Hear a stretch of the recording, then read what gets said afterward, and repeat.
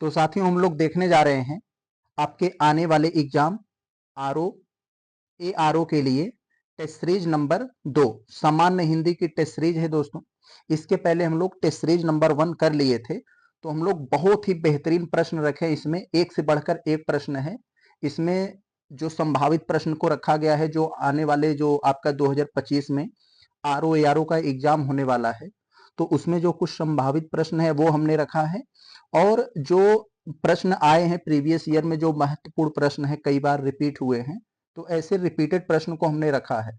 तो बहुत ही बेहतरीन प्रश्न है, तो आप लोग इसको देखिए पूरा, क्योंकि हमने इसको जो 6 टॉपिक हैं आपके जो आरओ एआरओ के जो सिलेबस में 6 टॉपिक हैं, हर एक टॉपिक से 10 प्रश्न है, तो इसको मैंने अलग अलग बांट दिया है 10-10 प्रश्न में। यानी पहले 10 विलोम आएंगे, फिर 10 पर्यायवाची, 10 तद्भव तत्सम, ऐसे करके आएंगे। इसमें हमने 60 प्रश्न रखा है। हालांकि ये जो हिंदी का पेपर है, 1 घंटा अतिरिक्त समय देकर आपको जीएस वाले के साथ ही इसको कराया जाएगा। इससे फायदा भी ये होगा, थोड़ा बहुत नुकसान हो सकता है, लेकिन फायदा ये होगा कि आपका हिंदी वाला समय जो आपको बच जाएगा, वो आप अपने जीएस को दे सकते हैं। तो चले हम लोग शुरू करते हैं प्रश्न नंबर 1 से। बहुत बेहतरीन, एक से बढ़कर एक प्रश्न है इसमें। तो देखें हम लोग पहला वाले से। देखें पहला वाला जो प्रश्न है, ये शुरू के 10 प्रश्न आपको जो मिलेंगे वो विलोम से संबंधित है। यानी कह रहे हैं विलोम युग्म कौन सा नहीं है। तो यहाँ नहीं वाले पे हमें मार्किंग करना होगा, नहीं तो हम भूल जाएंगे, गड़बड़ कर देंगे, आता हुआ प्रश्न को गलत करेंगे। तो कौन सा विलोम युग्म सही नहीं है, यानी 3 सही हैं, एक गलत जोड़ा है, उसी गलत जोड़े को देखना है हमें। तो धूमिल का धवल यहाँ पर दे दिया है, तो यहाँ धूमिल का धवल है, एक दिया है। और दूसरा वाले में हमें दिया है यहाँ पर, यहाँ बी वाले में अंतिम का अनंतिम, एक डी वाले में हमें अज्ञ का अनभिज्ञ दिया है, सी वाले में अतिथि का अतिथेय दिया है। तो यहाँ पर हमारा जो गलत वाला प्रश्न है, देख रहे हैं अज्ञ का अनभिज्ञ दे दिया है, तो यही वाला हमारा यहाँ गलत है। अन अभिज्ञ, ये अज्ञ और अनभिज्ञ दोनों के दोनों समानार्थी शब्द हैं, उल्टे नहीं है। बाकी आप यहाँ देख सकते हैं, धूमिल का उल्टा यहाँ धवल, अंतिम का अनंतिम भी हो सकता है, इसका दूसरा भी हो सकता है, लेकिन यहाँ दे दिया तो हम मान सकते हैं ये भी सही है। और अतिथि का आतिथेय, तो ये सब सही है अपनी जगह पर, गलत यहाँ डी वाले में है। तो आपका आंसर जो यहाँ बनेगा ये वाला है, क्योंकि ये समानार्थी शब्द दोनों का है। तो हम लोग अब दूसरा प्रश्न देखते हैं, दूसरे वाले में क्या है यहाँ। तो यहाँ दूसरे वाले में जो है आपका, इसमें क्या कह रहे हैं, आविर्भाव नाम का एक शब्द है। आविर्भाव नाम का ये जो शब्द है, इसका हमें विलोम बताना है।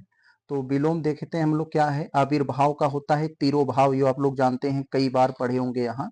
तो आपको यहाँ भ्रमित करने के लिए कई सारे शब्द उसी टाइप का दे दिया है, तो लेकिन इन सब को दरकिनार करते हुए हमें देखना है, ये तिरोभाव होता है, आविर्भाव का तिरोभाव। विकल्प नंबर ये डी होगा आपका। आगे देखें हम लोग, ये तीसरे वाले में हमें कह रहे हैं कृष। ये कृष नाम का, वो वाला कृष नहीं है फिल्म वाला, ये दूसरा है। तो कृष नाम का एक शब्द है, इसका हमें विलोम बताना है। तो कृष नाम का शब्द होता है, इसका विलोम बताने। कृष का मतलब ये होता है दोस्तों, बहुत ही जो है कमजोर, वीक, जिसे हम इंग्लिश में बोलते हैं। तो कृष का मतलब ये वीक, कमजोर होता है। तो इसका उल्टा क्या हो जाएगा, तो मैं पहले भी आपको बता चुका हूं, जिस लय में, जिस रिदम में आपसे पूछता है उसी में बताना। जैसे संस्कृत वर्जन में आपको दिया है, तो आपका विलोम भी संस्कृत वर्जन में होना चाहिए। हिंदी वर्जन में दिया है, तो आपका विलोम भी हिंदी वर्जन में होना चाहिए। कोई उर्दू टाइप का शब्द दिया है, तो उसका विलोम भी उर्दू वर्जन में ही होना चाहिए। ये नहीं कि आपने अर्थ को पलट दिया बस आपका हो गया, तो ऐसा नहीं। तो यहाँ कृष्ण नाम का जो दिया है, तो कुछ लोग कह सकते हैं भैया ये वीक है, तो इसका उल्टा मजबूत भी कर सकते हैं, नहीं। तो इसी वर्जन में हमको करना है। तो इसका जो उल्टा जो होगा, विकल्प नंबर सी हो जाएगा हमारा, तीसरे का सी पुष्ट हो जाएगा।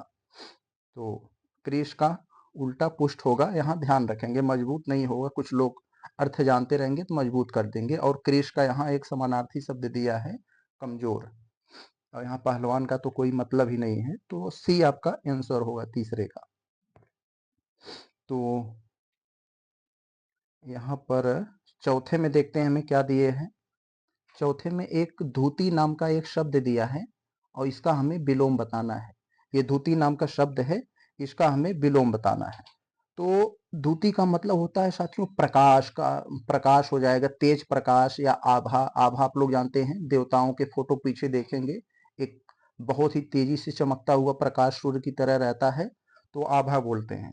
तो इसको आम बोलचाल भाषा में इसे आभा बोला जाता है, यानी तेज प्रकाश। तो इसका उल्टा क्या हो सकता है यहाँ पर, ये चौथे का उल्टा क्या हो सकता है यहाँ, तम। तम मतलब ये अंधेरा टाइप का ऐसा कुछ, तो ये तम हो जाएगा। बाकी ये सब देख रहे हैं, ये सब उसी के पर्यायवाची में आ जाएंगे। तो विकल्प नंबर ए इसका अर्थ होगा। एक यहाँ पर हम लोग देखें पांचवें वाले में, पांचवें वाले में हमें परुष, पुरुष नहीं है, ध्यान देंगे, ये परुष है। परुष नाम का एक शब्द है, इसे विलोम हमें बताना है इसका। तो पुरुष का यहाँ पर देखेंगे, यहाँ पर कई सारे शब्द दिए हैं, अपौरुष, सरल, कोमल, कठोर। तो यहाँ पर आपका जो होना चाहिए परुष शब्द का विलोम दोस्तों, यहाँ परुष का मतलब ये इंग्लिश में हार्ड होता है, याद रखेंगे, हार्ड मतलब कठोर। तो इसी वर्जन में हमें जब देना होगा तो इसका हम लोग क्या देंगे, कोमल यानी नरम। तो उसी वर्जन में इसका आंसर ये हो जाएगा डी वाला। तो यहाँ पर अपौरुष नहीं होगा, कुछ लोग तो इसी को मार देंगे, ये नहीं। तो पुरुष, परुष का कोमल।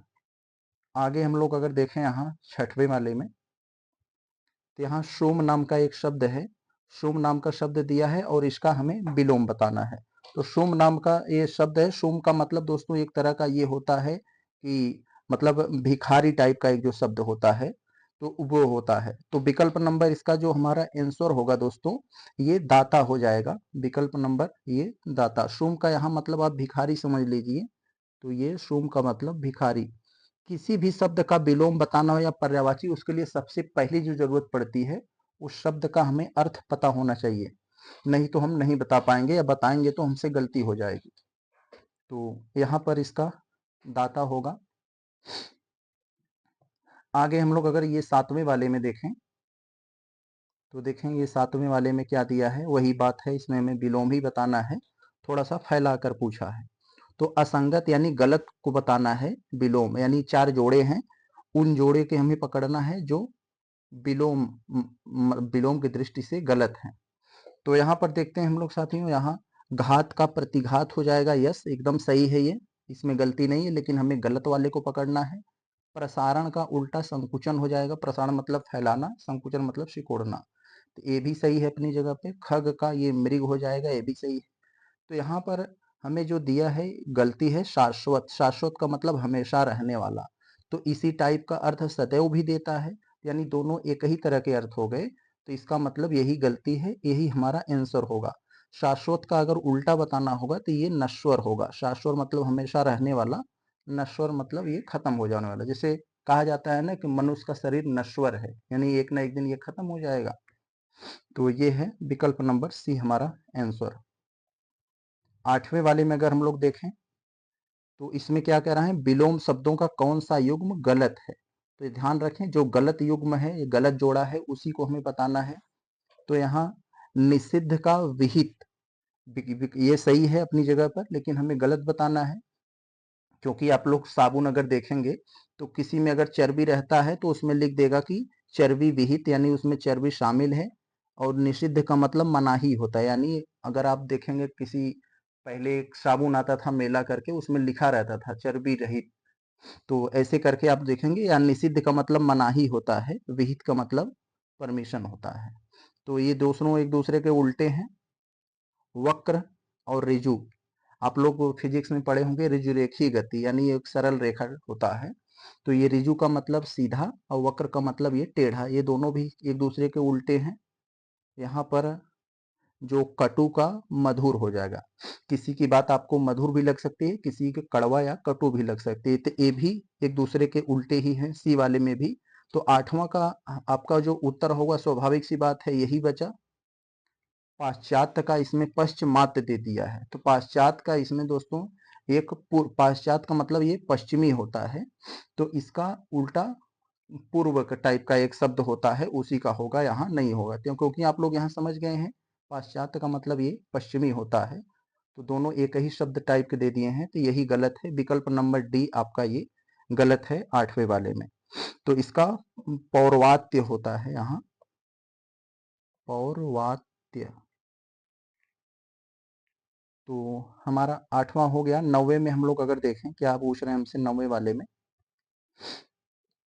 इसमें कह रहे हैं कौन सा मतलब विलोम शब्द हमें बताना है और जो सुमेलित नहीं है, जोड़े में दिया है तो कौन सा जोड़ा हमारा सुमेलित नहीं है ये बताएंगे हम।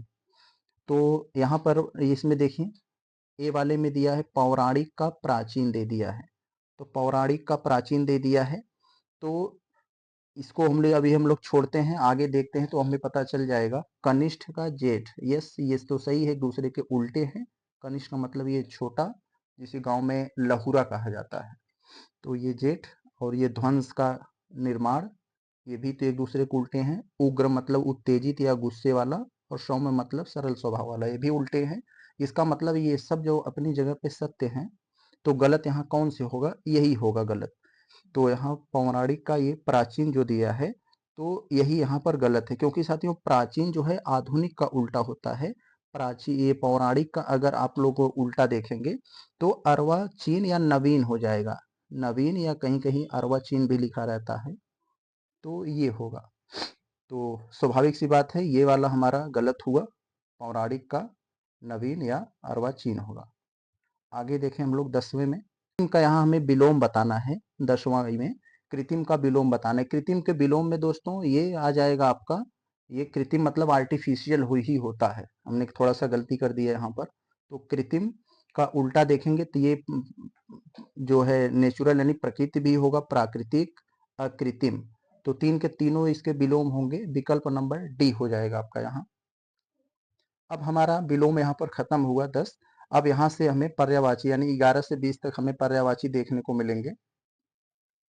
तो यहाँ पर कह रहे हैं कि कामदेव नाम का शब्द हमें बताना है। तो कामदेव नाम के जो शब्द हैं, तो यहाँ पर जो है मैंने पहले बताया रतिनाथ, कामंग, अनंग, मनोज, ये सब इसके पर्यायवाची में आएंगे, ये कामपाल नहीं आएगा। विकल्प नंबर बी जो है, ये जो है कामदेव के पर्यायवाची में नहीं आता है। तो ये हुआ हमारा, ये कामदेव का अर्थ है कामनाओं का, ये यहाँ जो कामपाल दिया है, ये कामनाओं का पालन करने वाला होता है, इसका अर्थ। आगे हम लोग अगर देखें ये 12वीं में, यहाँ पर एक फूल दिया है हमें, बहुत ही पॉपुलर और सामान्य सा प्रश्न है ये। पॉपुलर का पर्यायवाची हमें चिन्हित करके बताना है, तो मतलब फूल का। तो फूल का पर्यायवाची में क्या आएगा, फूल के पर्यायवाची में आप लोग जानते हैं, फूल के पर्यायवाची में प्रसून इसका एक बहुत ही, पुष्प, प्रसून, ये सब आ जाते हैं। तो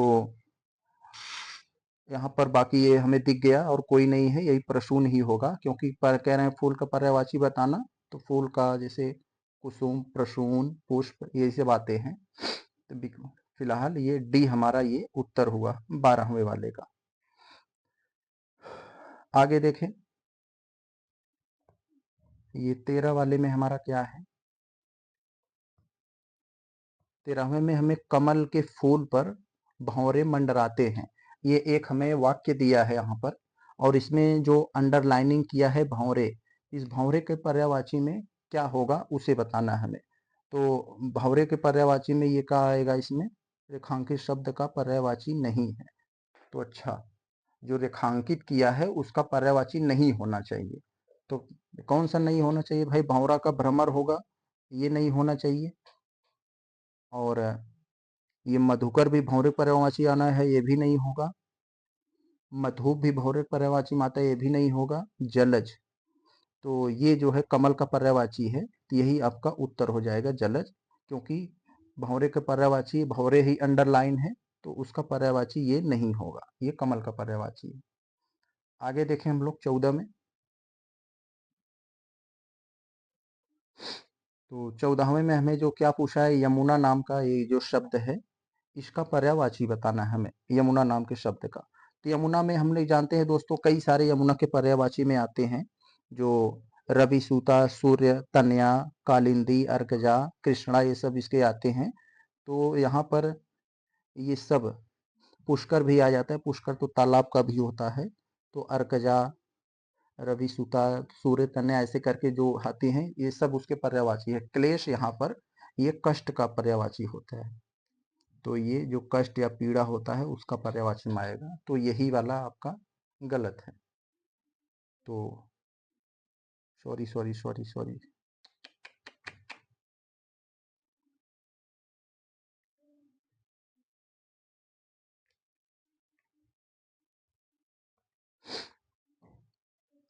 तो यहाँ पर ये हम लोग देखते हैं, ये 14 वाले प्रश्न में, ये 14वें वाला ये जो प्रश्न है हमारा, इसमें कह रहे हैं हमें यमुना के पर्यायवाची शब्द बताना है। तो यमुना के पर्यायवाची शब्द में दोस्तों हमारा जो आएगा यहाँ पर, तो इसमें क्वेश्चन में थोड़ी सी यहाँ पर फॉल्ट दिया है, इनमें बताना चाहिए था कि कौन सा नहीं है। तो चलिए फिलहाल हम लोग देख लेते हैं यही वाले में। तो यमुना के पर्यायवाची में जो आता है इसमें, तो यहाँ पर क्लेश तो नहीं आएगा, इसको पहले हटा देते हैं, ये कष्ट का पर्यायवाची है। यमुना वाले में ये कष्ट के पर्यायवाची में आएगा, और ये अर्कजा नाम का है, यही यमुना के पर्यायवाची होगा। विकल्प नंबर सी ये हमारा सही है। ये तो तालाब का हो जाएगा। आगे देखें हम लोग, ये 15 वाले में देखें हमें व्योम दिया है। तो व्योम शब्द का पर्यायवाची क्या है हमारे पास? व्योम नाम का ये जो शब्द है, व्योम का मतलब होता है आकाश, स्काई जिसे इंग्लिश में बोलते हैं। तो इसका पर्यायवाची क्या होगा? सीधी सी बात, अंबर ही होगा। अग्नि का तो होगा नहीं, कौवे का, आम, ये सब वैसे दिए हैं। आप इसका व्योम का मतलब अगर समझ गए हाँ ये स्काई की बात कर रहा है, आकाश का, तो आप कर ले जाएंगे। तो 16वें में देखें स्वच्छ, स्वच्छ शब्द का पर्यायवाची बताइए। तो स्वाभाविक सी बात है, स्वच्छ मतलब ये इंग्लिश वो मतलब इसका अगर पर्यायवाची में आएगा स्वच्छ, साफ, निर्मल, तो स्वाभाविक सी बात है ये आपका निर्मल हो जाएगा इसका पर्यायवाची 16 वाले में। तो इसका निर्मल हो जाएगा। और बाकी यहाँ जो नीरद, कहीं भी आप द देखेंगे, द का मतलब होता है पानी, नीर मतलब पानी, द का मतलब यहाँ देने वाला, तो नीर मतलब पानी, द का मतलब देने वाला, तो यानी बादल हो जाएगा। आप द अगर देखेंगे लास्ट में कहीं रहेगा तो स्वाभाविक सी बात है वो बादल का ही पर्यायवाची होगा। तो यहाँ नीरज तो कमल का पर्यायवाची हो गया, पंकिल तो कीचड़ का पर्यायवाची हो जाएगा। तो फिलहाल स्वच्छ का निर्मल। 17 में हम लोग अगर देखें यहाँ, तो 17वें वाले में हमें दिया है शिव। शिव का कौन सा पर्यायवाची नहीं है? तो शिव का कौन सा यहाँ पर्यायवाची नहीं है? आप लोग जानते हैं शिव में महादेव, त्रिदेव, शंभु, शंकर, ये सब जो होते हैं इसके पर्यायवाची होते हैं। तो स्वाभाविक सी बात है पाशुपति भी होगा, पशुओं की सवारी करते हैं, महादेव, त्रिदेव, ऐसे बहुत नाम है। लेकिन यहाँ जो चक्रपाणी है ये नहीं होगा, क्योंकि शिव के हाथ में चक्र, चक्रपाणी का मतलब हाथ में चक्र धारण करे हुए, तो शिव हाथ में चक्र थोड़े धारण करते हैं, ये तो विष्णु का पर्यायवाची हो जाएगा। तो 17 का हमारा जो आंसर होगा वो सी होगा, क्योंकि यही शिव का पर्यायवाची नहीं है ये वाला। तो इसमें क्या हो जाएगा, 17 का चक्रपाणी क्या होगा, ये विष्णु के पर्यायवाची में आता है। आगे देखें हम लोग 18 में, 18 वाले में हमें देखते हैं क्या है इसमें, क्योंकि पर्यायवाची ही सबसे हमारे लिए चैलेंजिंग होता है इसमें 6 टॉपिक में। इसी में हम अगर थोड़ा सा प्रैक्टिस अच्छी रहेगी तो हम लोग कोई दिक्कत नहीं आएगा आगे आने वाले में। तो यहाँ क्या पूछ रहे हैं, थोड़ा सा हम इसको सेट करते हैं पहले। तो कह रहे हैं कौन से पर्यायवाची की दृष्टि से सही नहीं है? तो पर्यायवाची की दृष्टि से सही नहीं है वो हमें बताना है यहाँ पर। देखें, सरस्वती का बीड़ा पाड़ी, क्योंकि माँ सरस्वती के हाथ में भी बीड़ा होता है, इसलिए बीड़ा वासिनी भी बोला जाता है सरस्वती माँ को, तो ये भी अपनी जगह पे ये सत्य है। लेकिन हमें उत्तर बताना है कि जो सही नहीं है, जो जोड़ा में गलत है उसको पकड़ना है। संरचना का रचना विन्यास हो सकता है, ये भी दोनों अर्थ सही हैं। सरोवर का तड़ाग हो जाएगा, ये भी सही है अपनी जगह पर। यहाँ देख रहे हैं अंगना का मतलब होता है, ये जो अंगना का मतलब यहाँ जो घर की औरतें होती हैं उनको भी अंगना कहा जाता है, और यहाँ इसका धाव दे दिया है। तो ये एक दूसरे के यहाँ पर उल्टे हैं, क्योंकि अंगना स्त्री का पर्यायवाची हो गया, धाव जो है ये स्वर्ग का पर्यायवाची होता है। धाव का मतलब यहाँ स्वर्ग है। तो यानी एक दूसरे के ये गलत हैं, सही मैचिंग नहीं है, तो यही वाला आपका आंसर होगा प्रश्न की दृष्टि से। 19 वाले में कौन सा पर्यायवाची की दृष्टि से हमारा सही नहीं है? तो पर्यायवाची की दृष्टि से कौन सा हमारा सही नहीं है, तो चलते हैं चेक करते हैं हम लोग कौन सा सही नहीं है भाई। तो शिखी, मिलिंद, तो शिखी और मिलिंद यहाँ पर जो है 19वें वाले में यही वाला गलत है दोस्तों, क्योंकि शिखी जो होता है ये मोर का पर्यायवाची होगा और ये मिलिंद जो है ये भंवरा का पर्यायवाची होता है। तो स्वाभाविक सी बात है ये दोनों गलत हो गए, पर्यायवाची कहाँ हुए, एक मोर हो गया एक भंवरा हुआ। तो यही आपका आंसर होगा। हमने पूछा कौन सा सही नहीं है, तो यही वाला सही नहीं है। इसका मतलब ये हुआ बाकी सब सही है हमारे। ये अग्नि के पर्यायवाची में आग, अनल, हुताशन ये आ जाता है, हिमांशु, निशाकर, हिरण का सारंग, ये सब सही है अपनी जगह पर, यही गलत था। तो 20 वाले में हम लोग अगर देखें तो इसमें क्या है, द्रुमिड़ी, एक द्रुमिड़ी नाम का ये शब्द है, कह रहे हैं यह किसका पर्यायवाची शब्द है। तो द्रुमिड़ी दोस्तों ये बिपिन, कानन, ये और ये जंगल, ये सब जो होता है ये जंगल के पर्यायवाची में आते हैं। तो द्रुमिड़ी इसका पर्यायवाची है जंगल का। तो बाकी आप यहाँ समझ गए होंगे कि ये सब यहाँ पर टिक ही नहीं सकते। वृक्ष जो होता है एक पर्टिकुलर वृक्ष होता है और कई वृक्षों का अगर समूह रहता तो वो आ जाता, तो इसलिए वृक्ष पे भी इसमें नहीं आ पाएगा। आएंगे हम लोग देखेंगे 21 वाले में। अब देखें हमारा पर्यायवाची भी खत्म हुआ। 21 से लेकर 30 तक अब हमारे पास जो आएगा वो अनेक शब्दों का एक शब्द वाला है। तो ध्यान दीजिएगा आप लोग, एक से बढ़कर एक प्रश्न इसमें है और बहुत सारे इसमें आपको नए नई चीजें जानने को सीखने को मिलती हैं। इसमें अपनी बात कैसे, ये इसलिए होता है कि ये सिखाया जाता है क्योंकि आप यदि जाएंगे समीक्षा अधिकारी बनेंगे तो आपको बहुत बड़े जटिल शब्दों को एक कम शब्दों में लिखना होता है, नहीं तो आप फाइल का जो है फाइला बना देंगे मोटी मोटी करके। तो इसलिए ऐसे शब्द जो है आपको जानना जरूरी होता है। तो वाक्यांश की दृष्टि से कौन सा विकल्प सही नहीं है, तो जो सही नहीं है जो गलत है उसे ही बताना है हमें। तो देखते हैं, जिस नायिका की मुस्कान सुंदर हो, जिस नायिका की मुस्कान सुंदर हो उसे क्या कहते हैं, कह रहे हैं कि जो सही नहीं है उसे बताना है। तो सुष्मिता को किसे कहते हैं, जिस नायिका की मुस्कान सुंदर हो।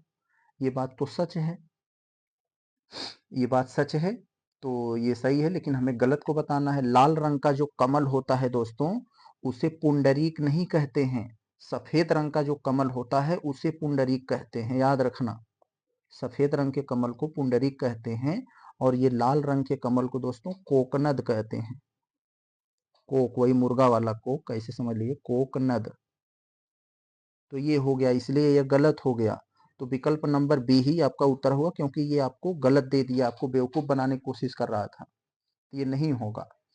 पुंडरीक सफेद रंग का कमल, कोकनद ये लाल रंग का कमल होता है, तो इसे याद रखेंगे। और यहाँ अर्धरात्रि का समय निशीथ होता है और तारों भरी रात को विभावरी कहते हैं। तो सब सही है अपनी जगह पर, यही गलत था बी वाला। आगे देखें 22 में क्या है, वह स्त्री जिसके मूछ दाढ़ी निकली हो। जिस स्त्री को मूछ दाढ़ी निकला होता है उसे क्या कहते हैं, तो स्वाभाविक सी बात है ऋषभि कहा जाता है। आप लोग पढ़े होंगे कहीं न कहीं, ये विकल्प नंबर डी में ऋषभि।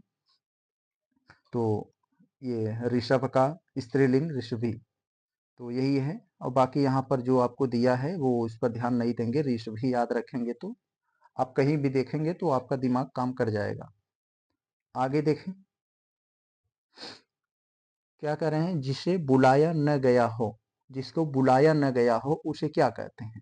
तो स्वाभाविक सी बात है भाई, जिसे बुलाया न गया हो उसे क्या कहा जाता है, यहाँ अतिथि। अतिथि का मतलब जिसके आने की तारीख न होती उसे अतिथि कहते हैं। कुछ लोग इसी को लगा देंगे, तो ये कतई नहीं लगाएंगे। तो और ये रिश्तेदार भी अतिथि का ही पर्यायवाची हो गया, ये भी तो नहीं होगा। इसको पहले सामने से अपने आँख के सामने से हटा देंगे तो यहाँ हम जो है कंफ्यूज नहीं होंगे। तो अभ्यागत तो यहाँ होगा नहीं, जिसे बुलाया न गया हो उसे एक शब्द में अनाहुत बोलते हैं, विकल्प नंबर सी। आगे देखें हम लोग 24 में, इसमें कहा है कि जिसका ज्ञान इंद्रियों के द्वारा न हो। तो जिसका ज्ञान हम इंद्रियों के द्वारा न कर सकें उसको क्या कहते हैं। तो स्वाभाविक सी बात है, देखते हैं यहाँ जितेंद्रिय मतलब इंद्रियों को जीत लेने वाले को जितेंद्रिय कहा जाता है, ये तो नहीं होगा, ये गड़बड़ हो गया। अब हम लोग देखते हैं जिसका ज्ञान इंद्रियों के द्वारा न हो, यानी इंद्रियों के परे जो ज्ञान है, तो स्वाभाविक सी बात है अतीन्द्रिय होगा। विकल्प नंबर बी यही हमारा आंसर होगा। और जिसने सब कुछ जीत लिया हो सर्वजीत, जिसने इंद्र को जीत लिया हो इंद्रजीत, तो फिलहाल ये सब नहीं होंगे, आपका उत्तर बी ही होगा। आगे देखें हम लोग 25 वाले में। देखें 25 में जो हमसे पूछा जा रहा है अव्यक्त शब्द। अव्यक्त नाम ही है दोस्तों, आप लोग कहते हैं ना कोई चीज व्यक्त करना, तो उसका उल्टा अ लगा देंगे तो नेगेटिविटी में बदल जाती है। तो अव्यक्त, अव्यक्त मतलब जिसे व्यक्त न किया जा सके। तो यहाँ देखें दो शब्द थोड़े थोड़े अंतर के साथ लिखा है, जिसे व्यक्त किया जा सके, जिसे व्यक्त न किया जा सके। तो ये नहीं होगा क्योंकि अ लग गया है, अ यहाँ आपको नेगेटिविटी को इंडिकेट कर रही है, तो आपको यहाँ बी हो जाएगा आपका, जिसे व्यक्त न किया जा सके। और जिसे कहा न जा सके अकथनीय, और जिसे कहा जा सके वो कथनीय। तो यहाँ ये हो जाएगा, फिलहाल आपका उत्तर बी हुआ। आगे देखें हम लोग। यहाँ आपको देखिए अभी एक चीज आया था इसमें, आपको सफेद रंग के कमल, लाल रंग के कमल, तो कमल में सारी चीजें आपको जान लेना चाहिए। तो यहाँ फिर एक दे दिया है नीले रंग के कमल। तो जो नीले रंग के कमल होता है दोस्तों, उसे इंदिवर बोला जाता है। विकल्प नंबर ए इंदिवर। अभी मैं आपको सफेद रंग के कमल बताया था पुंडरीक, लाल रंग के कमल के लिए कोकनद, ये सब बताया था। और जो उसकी डंडियां होती हैं कमल की, वो उसे हम लोग नीलाप कहते हैं। तो फिलहाल 26वें का हमारा उत्तर ए हुआ। आगे देखते हैं हम लोग 27 में। तो 27 में देखते हैं, एक पॉपुलर सा प्रश्न है हमारे पास, ये कई सारे एग्जाम में आया होगा, आप लोग को इसे आप लोगों ने पढ़ा होगा कहीं न कहीं से। मदिरा पीने का जो प्याला होता है उसे क्या कहते हैं? तो चषक कहा जाता है दोस्तों उसे, एक शब्द में चषक।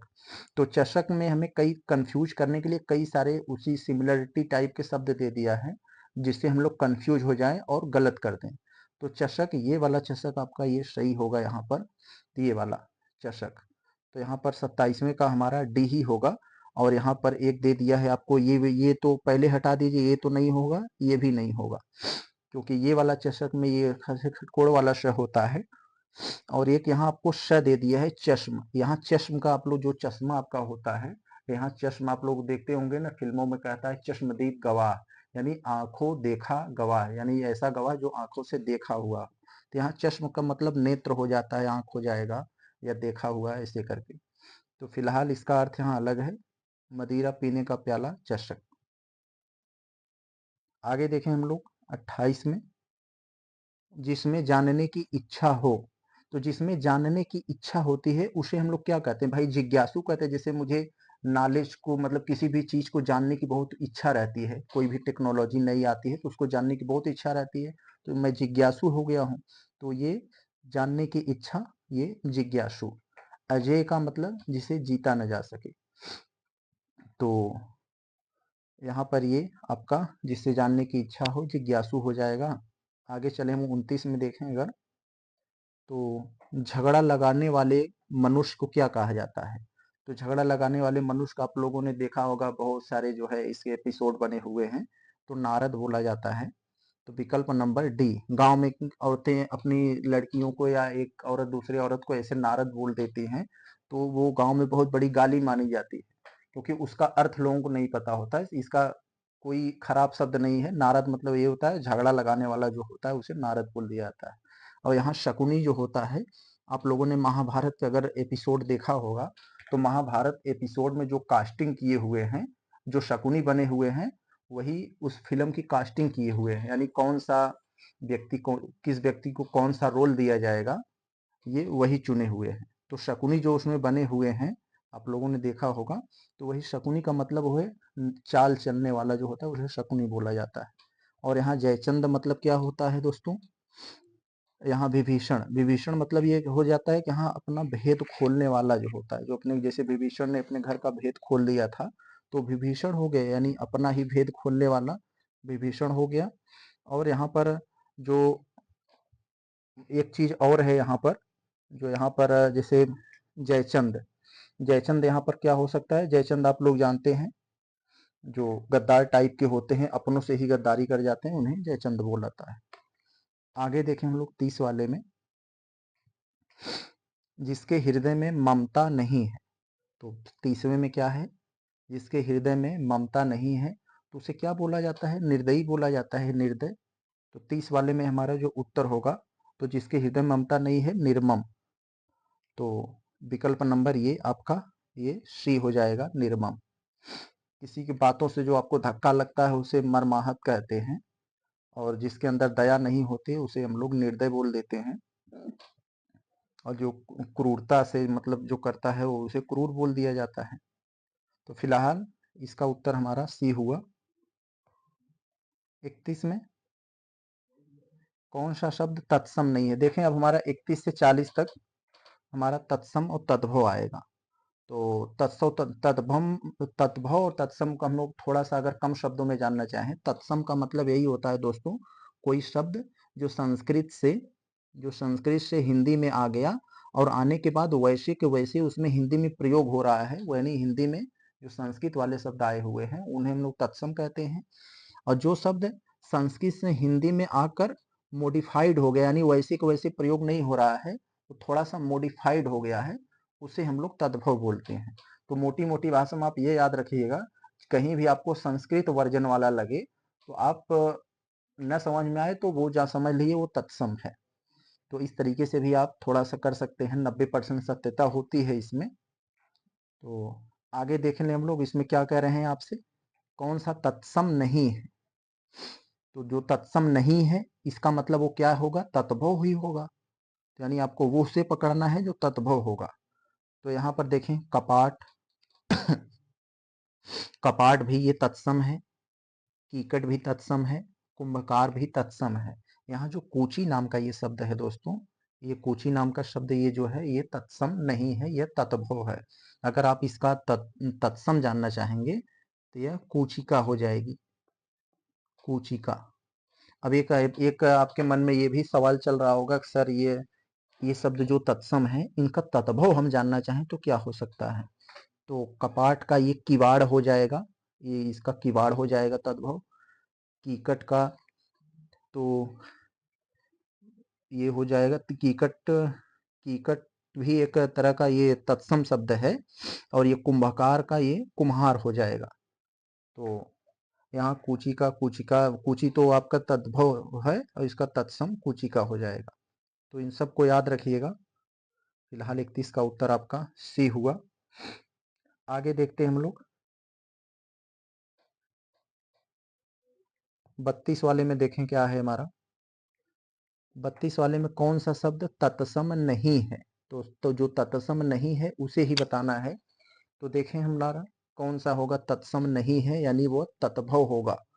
तो कौन सा होगा हमारा, चले देखते हैं।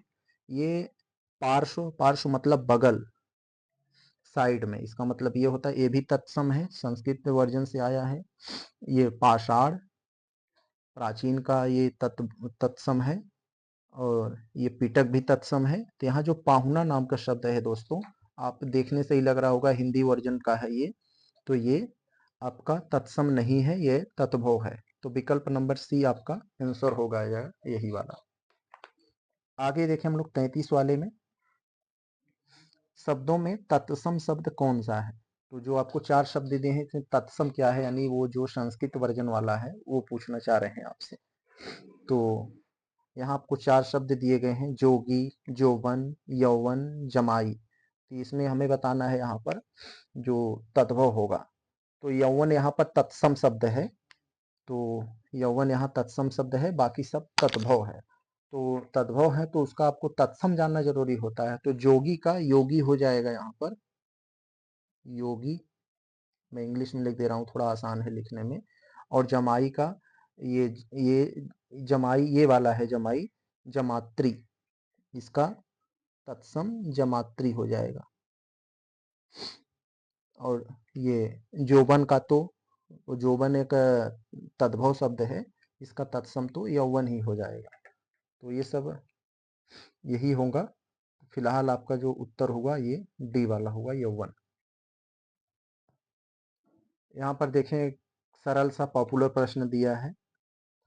तो यहाँ क्या है, बारात, बारात का तत्सम क्या होगा? बारात एक दोस्तों एक तत्भव शब्द है, इसका तत्सम जो होगा है ये वर यात्रा, विकल्प नंबर डी हो जाएगा। और बाकी जो शब्द इसी टाइप को बना के दिया है ये कंफ्यूज करने के लिए है। आगे देखें तो तत्सम तद्भव में एक चीज और याद रखिएगा, अगर तत्भव में ख आ जाता है, अगर इसका तत्सम बनाएंगे तो यही ख जो है आपका 6 से छत्री में बदल जाता है। अधिकतर 99% केसेस में ये ऐसा होता है। तो आप लोग ये याद रख लिए, साखी का क्या हो जाएगा, साक्षी हो जाएगा हमारे बताए अनुसार, विकल्प नंबर बी हो जाएगा इसमें। तो यही होगा इसमें। आगे देखें 36 में। 36 में दोस्तों यहाँ जो जेठ नाम का एक शब्द है, तो कह रहे हैं जेठ का तत्भव रूप क्या होगा। यानी जेठ अपने आप में हमें पता लग गया कि ये तत्सम है, यह तत्सम है, इसका तत्भव पूछना चाह रहे हैं। तो कुछ लोग कहते हैं, जैसे गांव में हम लोग कहते हैं ना कि मतलब ये जेठ है, ये लहुरा है, तो जेठ हम लोग बड़े के लिए प्रयोग करते हैं। तो ये जेठ नाम का ये जो शब्द है, तो ये इसका मतलब ये होता है जो पहले हुआ हो, तो ये होता है। तो 36वें में हमारा जेठ का एक तत्सम शब्द है, इसका तद्भव जेठ हो जाएगा ये वाला। यानी ये संस्कृत में ये वाला जेठ प्रयोग होता है, हिंदी में ये होता है। चले हम लोग, आप ये बड़ा मत कर दिया कि हमारी जो है मम्मी बड़े भैया को जेठ बोलती है, हमको लहुरा बोलते हैं, तो इसका मतलब ये वो बड़े हुए हम छोटा हुआ, क्योंकि मैंने पहले बताया ना कि उसी वर्जन में देना होता है उत्तर जिस वर्जन में वो पूछा है। तो फिलहाल ये जेठ हुआ ये वाला तत्भव, ये तद्भव हुआ, ये तत्सम। आगे देखें 37 में। इसमें दोस्तों हमसे कह रहे हैं कि शब्द युग्म दिया है, शब्दों का जोड़ा है, और उसमें तत्भव पहले तत्सम बाद में है। तो उसी का कौन सा सबसे अच्छा जोड़ा है बताइए तत्भव तत्सम की दृष्टि से। तो यहाँ पर देखें तो क्या है, उगना का उदात दे दिया है 37वें वाले में। तो उगना का उदात दे दिए हैं यहाँ पर, लो लौहार का लौहकार दे दिए हैं, और सरसों का सशर्प दे दिए हैं, जीभ का जिहा दे दिए हैं। तो इसका जो आपका आंसर होगा दोस्तों, जो सही है सबसे अच्छा, जीभ जो है ये तद्भव है, और जिह्वा तो यानी आधा शब्द है, फिर वाह है, जिह्वा इसे बोला जाता है, तो यही वाला आपका सही है। और बाकी सब यहाँ पर सही नहीं है, कहीं ना कहीं उसमें फॉल्टनेस है। तो आपका उत्तर डी हुआ, डी ही सबसे सही है। अब हम लोग अगर जानना चाहें कि भाई ये इसमें फॉल्ट कहाँ कहाँ पे थी, तो ये फॉल्टनेस का अगर इसको जानना होगा तो उगना का उद्गत हो जाएगा, ये उदात नहीं होता है, इसका उद्गत होगा, इसका उद्गत हो जाएगा इसमें वाले में। और ये लौहार नहीं होता है, ये लोहार होता है, इस पे ओ का मात्रा होता है, तो ये हो जाता है। और ये सरसों वाले में भी ये सर्प होगा, तो ये भी यहाँ पर फॉल्ट है, तो सही हमारा डी है। 38 वाले में अगर हम लोग देखें यहाँ पर क्या है, 38 वाले में कौन सा शब्द युग्म तत्सम की दृष्टि से अशुद्ध है। तो तत्सम की दृष्टि से हमारा गलत कौन सा है वही बताना है। तो यहाँ पर तृण का दंड दे दिया है, वत्स का परख दे दिया है, राजपुत्र का शुक्र दे दिया है, कपाट का एकदश दे दिया है, और तृण का दंड दे दिया है।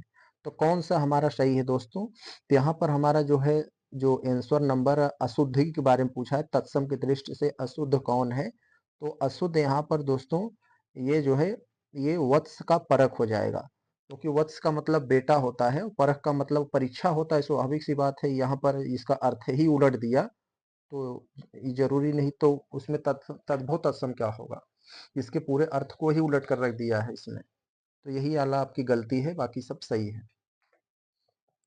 38 वाले 39 देखें 39 में, तो इसमें भी आपको कह रहा है तत्भव तत्सम की दृष्टि से कौन सा विकल्प सही नहीं है। तो जो सही नहीं है उसे बताएंगे हम लोग। तो जो सही नहीं है, तो यहाँ पर ये चकवा का चक्रवात दे दिया है, पक्का का पक्व, नैहर का सूती गृह, भट्ठी का भ्राष्ट्रिका दे दिया है। तो आपका यहाँ कौन होगा, नैहर का तत्सम ज्ञात गृह होता है, ये सूत गृह नहीं होता है, ये ज्ञात वाला कैसे गया, ज्ञात गृह, तो ये वाला आपका यहाँ पर सही होगा।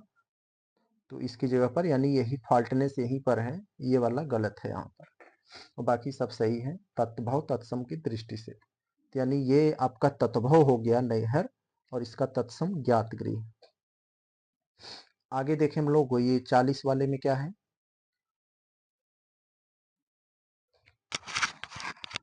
40 वाले में यहाँ एक सेकंड, इसमें जो आपसे पूछा जा रहा है पड़ोसी, पड़ोसी नाम का एक शब्द दे दिया है, इसका तत्सम, पड़ोसी तो तद्भव है, इसका तत्सम प्रतिवेशी होता है। तो प्रतिवेशी, ये वाला प्रतिवेशी आपको कई कई, आप लोग प्रतिवेशी हो सकता है पढ़े हों लेकिन आपको दिमाग नहीं काम कर रहा है, ये वाला प्रतिवेशी सही होगा कि ये वाला प्रतिवेशी सही होगा, तो इसको थोड़ा सा ध्यान रखेंगे।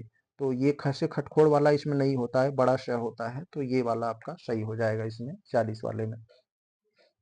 41 में अगर हम लोग यहाँ पर देखते हैं तो हम लोग देखें क्या है, अब आ गया हमारा, देखें तद्भव तत्सम खत्म हुआ, अब हमारा शब्दों की शुद्धि अशुद्धि आ गया है। तो इसे इसलिए दिया जाता है कि आपको अगर कोई भी लेख लिखना हुआ, कोई भी बात लिखनी हुई, फाइल बनाना हुआ, तो उसमें आप शब्दों की उसमें जो है अशुद्धि कम से कम रहे, जिससे अगला आदमी अर्थ का अनर्थ न करे उसमें पढ़ने में समझने में, क्योंकि आपका अशुद्धि, एक अशुद्धियां का जो है वो अर्थ को अनर्थ बना देगी, तो इसलिए ऐसा किया जाता है इसको। तो 41 में अगर हम लोग देखें, अशुद्ध वाक्य की पहचान करना है, जो वाक्य गलत है उनकी पहचान करना है। तो देखें यहाँ पर क्या लिखा है, मेरा आग्रह है कि आप मेरे घर आने का कष्ट करें। दूसरा है, रूपवती राधा बहुत सुंदर है। सब चली चला का मेला है, श्याम की माँ ने मोहन को आशीर्वाद प्रदान किया। तो इसमें आप पहले चारों उत्तर को पढ़ेंगे, क्योंकि कहीं आपको लगता है ये सही है लेकिन वो रियल में सही नहीं होता है, तो इसलिए आपको ये सारे के सारे ऑप्शन को पढ़ना पड़ता है, नहीं तो आप नहीं कह पाएंगे। तो यहाँ पर जो राधा बहुत सुंदर है, ये वाक्य यहाँ पर थोड़ी सी गलती है, तो इसका जो है ये रूपमती, इसका एक सही जो हो जाएगा, राधा बहुत सुंदर है, इसका रूपमती कर दिया जाता है यहाँ, तो इसकी जगह पर रूपमती, तो ये गलत हुआ, बाकी सब यहाँ पर सही थे, यहाँ पर कोई फाल्टनेस नजर नहीं आया, तो यही होगा। तो विकल्प नंबर बी, रूपवती राधा बहुत सुंदर है, तो यही है यहाँ पर, राधा रूपवती है, ऐसे कर देंगे, सही है। आगे देखें हम लोग, ये 42वें में, निम्नलिखित वाक्यों में से कौन सा अशुद्ध है, यानी गलतियां कहाँ पर है उसको पकड़ना है। तो देखें, महादेवी वर्मा हिंदी का प्रसिद्ध कवित्री हैं। आगे देखते हैं, मैं आपसे विनय पूर्वक निवेदन करता हूं, तुम जाकर ले लो, उन्नति के पथ पर बाधाएं हैं। यहाँ पर जो है महादेवी वर्मा की प्रसिद्ध कवित्री हैं, इस वाक्य में वर्तनी संबंधी दोष है इसमें, तो इसमें कवयित्री जो है इसमें गलत लिखा है, तो इसमें कवयित्री होता है यहाँ पर, तो ये ई का मात्रा यहाँ जो दे दिया है ये नहीं होना चाहिए था, यही वाला इसमें फाल्टनेस है। आगे देखें 43 वाले में, निम्नलिखित वाक्यों में से शुद्ध वाक्य कौन सा है, क्या है इसमें शुद्ध वाक्यों में से, इसमें शुद्ध वाक्य का, अब तक तो अशुद्ध पूछ रहा था, अब आपसे शुद्ध पूछ रहा है। तो वह चरित्रवान है, इसमें हलंत का भी ध्यान देना होता है हमें, वह अच्छे गुणों वाला है, हाथी एक विशालकाय पशु है, तो उपर्युक्त सभी। तो 43वें वाले में दोस्तों जो हमसे पूछा जा रहा है, यहाँ पर सब के सब सही है, कहीं भी फॉल्टनेस नजर नहीं आया, तो विकल्प नंबर इसका डी होना चाहिए, यही सही है। 44 में, किस युग के सभी शब्द शुद्ध हैं, तो ऐसे कौन से जोड़े हैं जिसके सभी शब्द, दिए हुए सभी शब्द शुद्ध हैं, उसमें कहीं फाल्टनेस नजर नहीं है, मतलब पूरा होना चाहिए तभी होगा, ये नहीं कि एक दो से, अगर उसमें एक भी फाल्टनेस आ गया तो वो वाला जो है जोड़ा सही नहीं होगा। तो पहले वाले में सरोजनी, संयोगवश, सदोपदेश, मेढक, यहाँ मेंढक दे दिया है, तो गलत है ये वाला, यहाँ पर ये नहीं होगा।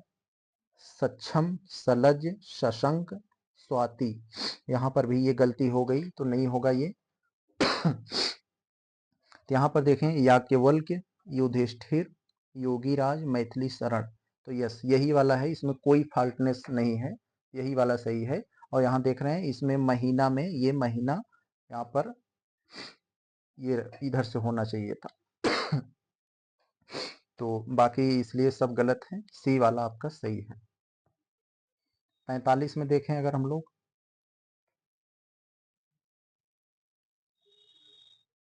तो 45 वाले में क्या है, शब्द युग्मों में अशुद्ध शुद्ध शब्द की दृष्टि से कौन सा सही नहीं है। तो एक तरफ अशुद्धि होनी चाहिए और एक तरफ शुद्ध वर्ड होने चाहिए, तो उस हिसाब से कौन सा सही नहीं है ये बताइए आप पहले। तो देखें यहाँ पर दिया है बंजारन का बंजारिन, और बकायदा का वकायदा, बाली का ये बाली दे दिया है, बांझ का ये वाला बांझ दे दिया है। तो अशुद्ध और शुद्ध की दृष्टि से यहाँ पर कौन सा ये आपका गलत होगा ये बताना है। तो बाकायदा का शुद्ध रूप बाकायदा होता है, वाकायदा नहीं, तो यहाँ व की जगह यहाँ ब होना चाहिए था, ब पे आ, तो बाकायदा होता है। तो ये इस दृष्टि से आपका ये गलत हुआ, यहाँ पर ये बी होगा, यही गलत है। आगे अगर हम लोग देखें ये 46 वाले में, तो इसमें कह रहे हैं कि शुद्ध बताइए हमारा, ये शुद्ध शब्द कौन सा है इसमें। तो इसमें देखें आजीविका दे दिया है, अनभिज्ञ दे दिया है, अनुसूया, अतिशयोक्ति। तो स्वाभाविक सी बात है आजीविका नहीं होता है, आजीविका होती है, तो यहाँ पर ये ऐसे होना चाहिए था, तो इसलिए ये वाला जो है अशुद्ध हो गया हमारा 46 में, यही वाला गलत है। आगे देखें हम लोग ये 47 में, निम्नलिखित में से अशुद्ध बताना है हमें। यहाँ पर ये अशुद्धि हम लोग देखेंगे, अगर हम लोग यहाँ पर जैसे क्लैरिफाइड करें अगर, तो अगर हम लोग देखें यहाँ पर जैसे ये अशुद्ध वर्जन में, अशुद्ध वर्जन में जैसे हमारे पास यहाँ पर देखेंगे अगर कई सारे यहाँ पर जो शब्द हैं उसमें से हमें देखना होगा कि इसमें देखेंगे, तो इसमें देख ले अगर हम अशुद्धि वर्जन का हमें ये पता लगाना हो, तो अध्यापिका एक नाम का ये शब्द है, अभ्यारण्य है, दैहिक है, आरोग्य है। इसमें से जो शब्द हमारे पास आएंगे, तो इसमें से हमें जो अशुद्धि का यहाँ पर हमें जो चयन करना है, तो अशुद्धि में जो चयन करना है 47वें वाले में, तो यहाँ पर त्रुटिपूर्ण देखेंगे कि शब्दों में अभ्यारण्य शब्द जो है ये त्रुटिपूर्ण है, क्योंकि अभयारण्य होता है, ये पूरा शब्द होता है, इसे कहीं कहीं यही लिखा रहता है, नहीं तो यही है, तो बी वाला हमारा गलत है यहाँ पर। तो अगर हम लोग आगे देखें इधर ये 48वें वाले में, तो 48वें वाले में अगर हम लोग देखें, तो निम्नलिखित में से शुद्ध वाक्यों का जो हमें चयन करना है, तो उसमें क्या है देखते हैं हम लोग, शुद्ध वाक्यों का हमें चयन करना है यहाँ। तो उसने आशीर्वाद दिया, तो उसने आशीर्वाद दिया, तो ये एक शब्द ये है, उसको आशीर्वाद दिया, माँ ने उसको आशीर्वाद दिया, आशीर्वाद मिलना चाहिए। तो ये चारों शब्दों में से कौन सा है, तो साथियों यहाँ पर क्योंकि माँ ने उसको आशीर्वाद दिया, तो यही वाला शुद्ध लग रहा है, तो ये वाला सत्य है। इसको छोड़कर बाकी सब में अशुद्धि है, कहीं ना कहीं सब में अशुद्धि रखा हुआ है, आप लोग इसमें मिलाइएगा क्यों गलती है इसमें, थोड़ा सा आप काम करिएगा इसमें, लेकिन मैं बता दिया हूँ कि यही वाला सत्य है। आगे अगर आप लोग देखेंगे कि इधर निम्नलिखित में से शब्द युग्मों में से कौन सा शुद्ध नहीं है, यहाँ पर तो कौन सा शुद्ध नहीं है, तो ये आपका दिया है ये दंपत्ति का दंपत्ति, सही है, और अंजनी का अंजनी ये भी सही है, सारथी का सारथी दे दिया है, ये सही किया है, यहाँ कलश का कलश दे दिया है, यही गलती है, तो डी वाला हमारा गलत है, ये 49 में। तो ये 49वें में हमें दिया है, ये जो कलश नाम का ये शब्द गलत है, तो इसके दोहरे रूप में है, कलश का शुद्ध जो रूप है यहाँ पर, तो ये वाला यहाँ पर गलत है हमारा, तो इसको इधर से इधर होना चाहिए था, इसको इधर इसको इधर, तब सही हो जाता। आगे अगर हम लोग देखें यहाँ पर ये 50वें वाले में, तो अशुद्ध शब्द की हमें पहचान करनी है, जैसे कि अगर हम लोग देख ले यहाँ पर जो चारों शब्द हैं हमारे पास यहाँ पर, ये ये सूबेदार, सूबेदार ये स्वयं और ये सन्यास। तो ये जो चारों शब्द हैं हमारे पास, तो इसमें से अशुद्ध हमें बताना है, जिसमें जहाँ पर फॉल्टनेस नजर आएगी हमें। तो फॉल्टनेस में यहाँ पर क्या है हमारे पास, देखें अगर, तो इसमें जो है हमारा ये सूबेदार नाम का ये शब्द है, ये अशुद्ध है, क्योंकि इसका शुद्ध रूप ये इसमें बड़ा ऊ लग जाता है, तो सूबेदार। तो अशुद्ध की बात किया है, कि ये वाला सूबेदार देखो यहाँ पर सही है, ये वाला गलत है, तो ये वाला पर हमारे सही हो जाएगा। आगे अगर हम लोग देखें, ये कौन सा यहाँ पर सही है, विशेष और विशेषण का। अब हमारा जो लास्ट टर्म चल रहा है, क्योंकि क्वेश्चन नंबर 51 से 50 मतलब 60 तक जो भी हमारे पास है, तो यहाँ पर हमें ये विशेष विशेषण है, ये छठवां टॉपिक हमारा चल रहा है। तो विशेष विशेषण, और विशेष विशेषण की दृष्टि से हम लोग इसको पढ़े हैं। विशेष का मतलब होता है जिसकी विशेषता बताई जाए, और विशेषण मतलब क्या है, विशेषता बताने वाले शब्द। जैसे गाय काली है, तो गाय यहाँ पर हमारी जो हो गई ये विशेष हो गई, और ये विशेषण क्या हो गया, काली हो गया, क्योंकि काला ही विशेषता बता रही है। और विशेषण कई प्रकार के होते हैं, जैसे संख्यावाचक, क्रमवाचक, गुणवाचक विशेषण, इसे करके कई सारे आते हैं। हम लोग अगर आएंगे अभी टर्म करेंगे, एक एक करके क्लियर करेंगे अभी। तो हम लोग देखते हैं यहाँ पर 51 वाले में, तो विशेष विशेषण दोनों है। तो ऐसा कौन सा शब्द है जिसको हम लोग विशेष और विशेषण दोनों में प्रयोग कर सकते हैं। तो देखें यहाँ पर एक अंकित नाम का शब्द है। अंकित किसी व्यक्ति का नाम हो सकता है, जैसे अंकित बहुत सुंदर है, तो अंकित सुंदर है, तो सुंदरता यहाँ विशेषण होगी। और अंकित नाम का ये जो लड़का है, ये जो आपका जो है ये विशेष को दर्शा रहा है, यानी अंकित की विशेषता बताई जा रही है। तो ये वाला तो हमारा ये यहाँ पर काम कर गया विशेष। अब जैसे एक अंकित का हम लोग कहते हैं ना, जो प्रिंटेड प्राइस, जैसे आप लोग देखते हो कि अंकित मूल्य, अंकित मूल्य का मतलब ये छपा हुआ मूल्य, तो वो जो होता है वो अंकित मूल्य वहाँ, तो वहाँ की दृष्टि से जैसे कहते हैं ना कि इस किताब का अंकित मूल्य 50 रुपया, तो यहाँ पर जो अंकित शब्द का प्रयोग किया है, तो वो जो होता है ये विशेषण हो गया। तो यानी अंकित विशेष विशेषण दोनों में प्रयोग होगा। आगे देखें हम लोग 52 में अगर देखें यहाँ पर, तो निम्नलिखित में से कौन सा शब्द विशेष है। विशेष शब्द में हमारा कौन सा है यहाँ पर, महत, महत्तर और महत्तम, महत्व। तो यहाँ पर कौन सा शब्द विशेष है, तो विशेष दोस्तों यहाँ पर जो महत्व नाम का शब्द है, यही हमारा ये विशेष है, और बाकी शब्द जो है विशेषण है। तो विशेष विशेषण पहचानने का और तरीका होता है, लगभग 90% केसेस में काम कर जाता है ये। तो न कुछ समझ में आए तो जो मॉडिफाइड शब्द रहते हैं वो विशेषण होते हैं, जो मूल शब्द होते हैं वो विशेष है। जैसे नमक आपका जो है विशेष, नमकीन विशेषण। तो इस आप ट्रिक भी अपना सकते हैं जब न कुछ समझ में आए तो 90, हालांकि सब सही नहीं होता है, 90% केसेस में काम कर जाता है। आगे देखें हम लोग अगर ये 53 वाले में, तो वह ईमानदार है कि ऐसा लगता, वह इतना ईमानदार है कि ऐसा गलत कार्य नहीं कर सकता। तो ये जो है हमारा इतना बड़ा सेंटेंस है, तो कह रहे हैं इसमें प्रयुक्त परिणामवाचक विशेषण शब्द है।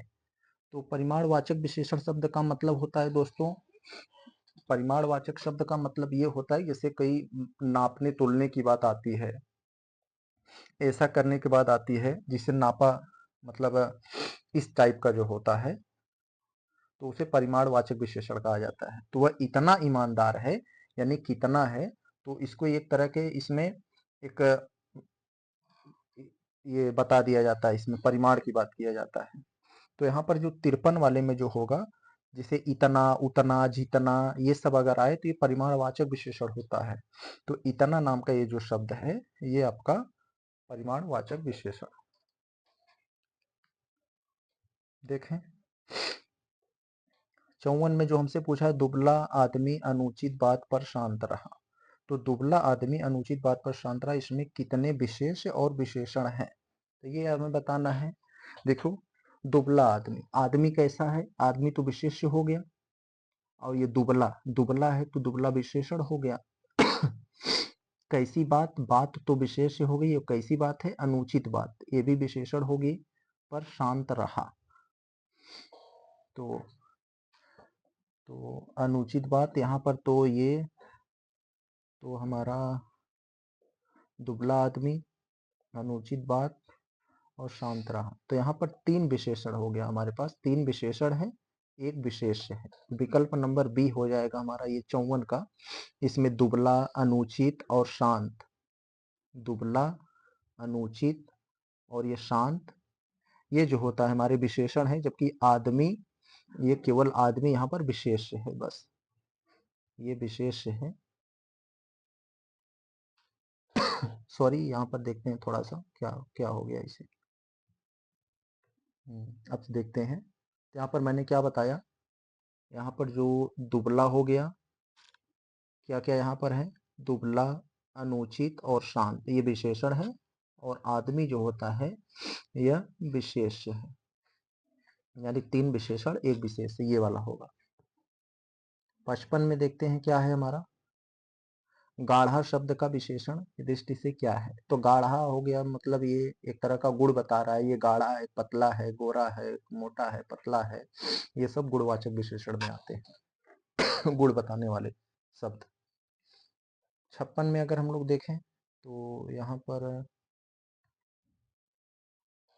निम्नलिखित में से कौन अभिकारी शब्द है, अभिकारी विशेषण है। तो अभिकारी विशेषण में हमारे पास यहाँ पर कौन हो जाते हैं अभिकारी विशेषण, तो काला, पीला, मोटा, भारी, ये सब में कौन हो जाते हैं। तो रूप परिवर्तन करना जो है, रूप परिवर्तन के आधार पर विशेषण 2 प्रकार के होते हैं, एक विकारी, एक अभिकारी। तो काला, मोटा, पीला, ये सब जो है विकारी हो जाते हैं और विशेषण के अंतर्गत आते हैं लोग, जबकि भारी अभिकारी है, क्योंकि वही रहता है ना, केवल भारी हो जाता है। तो अभिकारी ये भारी हो जाएगा, डी वाला होगा हमारा, और ये सब जो है विकारी में आएंगे।